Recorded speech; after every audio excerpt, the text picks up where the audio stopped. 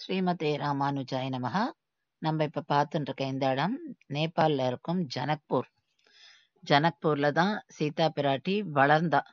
அங்கதான் ஸ்ரீராமருக்கும் சீதா பிராட்டிக்கும் கல்யாணமும் நடந்தது. இப்ப நம்ம பார்த்துட்டு இருக்கிறதும் இந்த திருமண மண்டபம் தான். இது ஒரு காலத்துல அரண்மனையோட இருந்திருக்கு. அதாவது ஜனகரோட அரண்மனை வந்து அவ்வளோ பெருசா இருந்திருக்கு. இப்ப வந்து நம்ம போய் பார்த்தோம்னாக்கா தள்ளி தள்ளி இருக்கும். ஆனா இங்க இருக்கிற பூஜை பண்றவர் சொல்றார், இது ஒரு காலத்துல அரண்மனையோட அட்டாச்டா இருந்தது அப்படின்னு.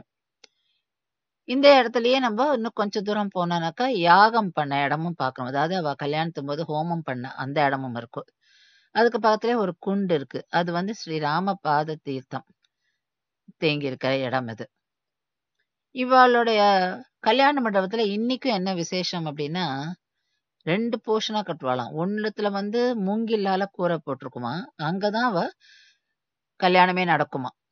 இன்னொரு போர்ஷன்ல வந்து ஹோமம் தனியா பண்ணுவாளாம். அதனால 2 பார்ட்டா இருக்குமா அவளுடைய கல்யாண மண்டபம்.